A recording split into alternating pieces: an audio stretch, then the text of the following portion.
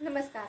आज हम पढ़ेंगे ट्रांसफर ऑफ प्रॉपर्टी एक्ट के सेक्शन 122 को, जो कि दान की परिभाषा बताती है। सेक्शन 122 बात करता है कि दान किसे कहते हैं। तो नॉर्मल भाषा में हम समझेंगे कि जब कोई एक व्यक्ति अपना चल या अचल संपत्ति किसी दूसरे व्यक्ति को अंतरण करता है विदाउट कंसिडरेशन, तो उसे दान कहते हैं। सेक्शन 122 इसका डेफिनेशन देता है। अब इसमें जो दान देता है उसे दाता कहा जाता है, यानी डोनर कहा जाता है, और जो दान लेता है उसे अदाता कहा जाता है, यानी उसे डोनी कहा जाता है।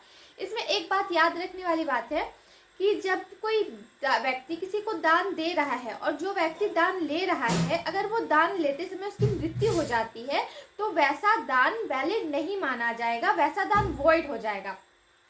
सेक्शन 123 बात करता है कि दान का अंतरण कैसे होगा। तो सेक्शन 123 में बात किया गया है कि जब कोई दान दिया जाता है तो अगर कोई इमूवेबल प्रॉपर्टी है तो उसका दान रजिस्ट्रीकरण के द्वारा किया जाएगा, यानी रजिस्ट्री द्वारा उसका अंतरण किया जाएगा।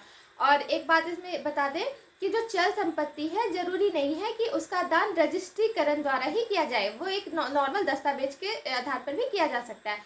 सेक्शन 123 यह भी बात करता है कि जब कोई रजिस्ट्री द्वारा कोई दान अंतरण किया जाता है तो उसमें जो दान दे रहा है उसका साइन होगा, जो दान ले रहा है उसका भी साइन होगा, और 2 विटनेसेस होंगे, उनके भी साइन होंगे।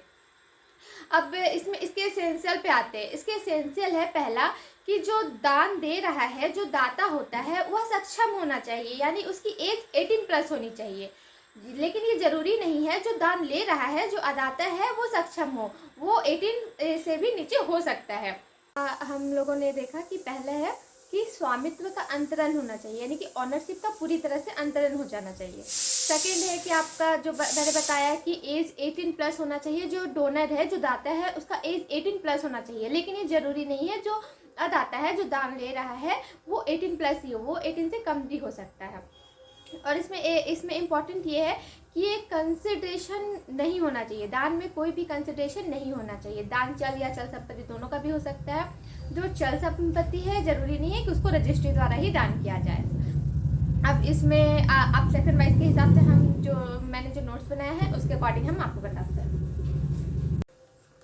जैसा कि मैंने आपको बताया कि दान किसे कहते हैं, अब एकदम अच्छे से एग्जाम के प्रिपरेशन से बताने जा रही हूँ। धारा 122 कहता है, दान के बारे में परिभाषित करता है। ये संपत्ति अंतरण अधिनियम 1882 की धारा 122 दान को परिभाषित करती है। इसके अंतर्गत दान चल या अचल दोनों संपत्ति का हो सकता है, और वह संपत्ति का दान किया जा सकता है जो अस्तित्व में हो, यानी कि वैसी संपत्ति को दान किया जा सकता है जो प्रेजेंट में होना चाहिए, उसका अस्तित्व होना चाहिए, और बिना किसी प्रतिफल का होना चाहिए। सेक्शन 122 ये बात करता है। अब जो संपत्ति दान करता है उसे दाता कहा जाता है, और जो संपत्ति लेता है उसे अदाता कहा जाता है, जैसे मैंने पहले बताया है। इस धारा के अंतर्गत एक प्रोवाइजो ये कहता है कि यदि दान देने से पहले अदाता की मृत्यु हो जाती है तो दान शून्य होगा। अब इसके एसेंशियल्स हैं, जैसे मैंने पहले बताया है, मैंने इसे तैयार किया है। पहला है स्वामित्व का पूरी तरह से अंतरण हो जाना चाहिए, ठीक है। सेकंड है जो संपत्ति दान में दिया जा रहा है उसका अस्तित्व में होना जरूरी है। थर्ड है दान स्वेच्छा से किया जाना चाहिए, यानी कि फ्री कंसेंट होना चाहिए, बिना किसी दबाव के दान किया जाना चाहिए। फोर्थ है दान में दाता का सक्षम होना जरूरी है, यानी कि जो दाता है, जो डोनर है, उसकी एज 18+ होनी चाहिए। और 5 है अदाता का सक्षम होना जरूरी नहीं है। ये जरूरी नहीं है कि जो डोनी है वो कम्पिटेंट हो, ये जरूरी नहीं है। सेक्शन 123 बात करता है कि जो दान है उसका अंतरण किस प्रकार से किया जाएगा।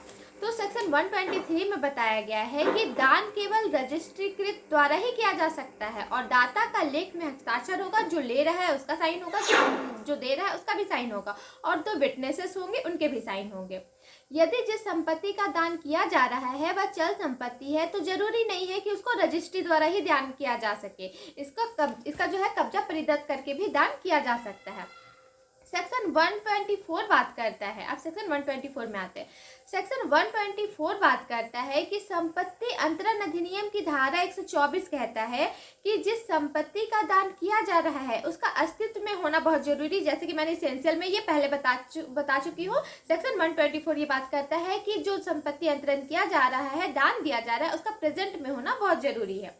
सेक्शन 125 में आते हैं, धारा 125 कहता है, यह धारा कहता है कि इसे एक एग्जाम्पल के जैसे समझेंगे। जैसे मान लीजिए कोई संपत्ति है मेरी, मैं उसे 5 लोगों को दान में दे रही हूँ। अब वो 5 लोग क्या है, 5 लोगों में से 4 लोगों ने स्वीकार कर लिया है उस दान को, लेकिन एक लोग उससे इसे डिनाई कर रहा है, मना कर रहा है दान लेने से, तो वैसी वो जो अंतरण है वो दान नहीं कहा जाएगा, वो दान शून्य हो जाएगा, वैलिड नहीं माना जाएगा, वो वॉइड हो जाएगा, क्योंकि एक व्यक्ति ने इनकार कर दिया है। सेक्शन 125 इतना ही कहता है कि जब कोई संपत्ति दान दिया जा रहा है किसी समूह को, यानी कोई ग्रुप को या 5 व्यक्ति को, और 5 व्यक्ति में 4 ने सहमति दिखाई है और एक ने मना कर दिया है, तो वैसा जो दान है वो वॉइड हो जाएगा, वैलिड नहीं होगा। अब आते हैं सेक्शन 127 के बारे में। सेक्शन 127 बात करता है ऑनरस गिफ्ट के बारे में, यानी हिंदी में बोले तो दुर्भर दान के बारे में, इसे इमेर दान भी कहते हैं। सेक्शन 127 का मतलब है कि मान लीजिए एग्जाम्पल के जैसे कि मैंने अपनी कोई संपत्ति है वो आपको मैं अपनी संपत्ति आपको दे रही हूँ दान में, ठीक है, और मैंने अपनी संपत्ति में लोन ले रखा है 5 लाख का, तो जो मैं अपनी संपत्ति आपको दे रही हूँ वो संपत्ति आपके पास तो जाएगी, लेकिन जो मैंने लोन उठा रखा है, जो दायित्व है लोन भरने का, वो दायित्व भी आपके पास चला जाएगा, इसे ही ऑनरस गिफ्ट कहते हैं। जैसे धारा 127 के अंतर्गत ऐसा दान जो अपने साथ साथ किसी दायित्व को लेकर आता है उसे ही इमेज दान यानी ऑनरस गिफ्ट कहते हैं। सेक्शन 127 यही बात बोल रहा था। अब आते हैं सेक्शन 128। सेक्शन 128 बात करता है यूनिवर्सल डोनी के बारे में। ऐसा व्यक्ति जो अपनी सारी संपत्ति दान में एक ही व्यक्ति को दे देता है, यानी कि मैं दाता हूँ और मैं अपनी सारी संपत्ति एक ही व्यक्ति को दान कर रही हूँ, ठीक है, तो वो अदाता यूनिवर्सल डोनी कहलाता है, यानी सारी संपत्ति दान में एक ही व्यक्ति को दे देता है, तो अदाता तो वह यूनिवर्सल डोनी कहलाता है, यानी कि जो ले रहा है वो यूनिवर्सल डोनी कहलाएगा, क्योंकि मैंने अपनी सारी संपत्ति उसे दान कर दी है। और यदि ऐसा होता है तो जितने भी दाता के दायित्व है वो भी सारा अदाता के ऊपर चला जाता है, और ऐसे दाता को यूनिवर्सल डोनी कहा जाता है। यानी कि जो मेरी संपत्ति है, सेक्शन 128 यही बात कर रहा है कि जो मेरी संपत्ति है मैंने अपनी पूरी संपत्ति किसी दूसरे को दान में दे दी है, तो जो मेरे संपत्ति से जो भी रिलेटेड दायित्व है सारा उसके पास ही चला जाएगा और उसे ही यूनिवर्सल डोनी कहेंगे, ठीक है। अब आते हैं, अब एक इसमें नोट है, आप ध्यान रखिएगा इस बात को कि जो सेक्शन 122 है और 123 है, सेक्शन 122 दान की परिभाषा बताता है और सेक्शन 123 बताता है कि दान का अंतरण कैसे होगा। ये मुस्लिम कानून के अंतर्गत हीबा में लागू नहीं होगा, ठीक है, हीबा में लागू नहीं होगा। अब सेक्शन 127 तो समझ गए आप, इमरान के बारे में बताता है। इमरान किसे कहते हैं? जो अपने साथ साथ किसी दायित्व को भी जन्म देता है, ठीक है। अब इससे रिलेटेड केस लॉ देख लेते हैं। तो केस लॉ है Damodar Kabir Ranjan versus TD Rajappa, AIR 1992 का केस है। इस मामले में बताया गया था कि ऐसी संपत्ति जिसे आप भविष्य में दान करना चाहते हैं तो ऐसी दान को दान लेख नहीं माना जाएगा, यानी कि जो संपत्ति हम दान में करने जा रहे हैं उसका प्रेजेंट में होना जरूरी है, प्रेजेंट में उसे देना जरूरी है। ऐसा नहीं कि मैंने कह दिया कि मैं 5 साल के बाद आपको दान में करूंगी या 2 साल के बाद दान में करूंगी, तो वैसा दान लेख नहीं माना जाएगा। इस दामोदर कबीर रंजन वर्सेस टीडी रजप्पा में इस मामले में यही बताया गया था। अब एक केस लॉ है मुन्नी देवी वर्सेस छोटी, 1983 का केस है, मुन्नी देवी वर्सेस छोटी। इसमें बताया गया है, मैं केस लॉ को थोड़ा शॉर्ट वे में बता रही हूँ एग्जाम के प्रेशर से, क्योंकि एग्जाम में उतने याद नहीं रहते ना, इसलिए थोड़ा शॉर्ट में मैं करके बता रही हूँ। मुन्नी देवी वर्सेस छोटी, इस बात में यह बताया गया है कि नेचुरल लव एंड अफेक्शन को एक प्रतिफल नहीं माना गया है, यानी कि नेचुरल लव एंड अफेक्शन है उसे प्रतिफल नहीं माना जाएगा, क्योंकि दान में प्रतिफल नहीं होना चाहिए। अब ये था दान, जो कि दान का जो सेक्शन है सेक्शन 122 to 127 9 तक दान के बारे में कहा गया है। धारा 122 दान की परिभाषा बताता है। धारा 123 कहता है कि दान का अंतरण कैसे किया जाएगा।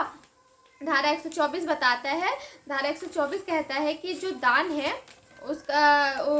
उसका स्वामित्व का अंतरण होना चाहिए, यानी ऑनरशिप का पूरी तरह से अंतरण होना चाहिए।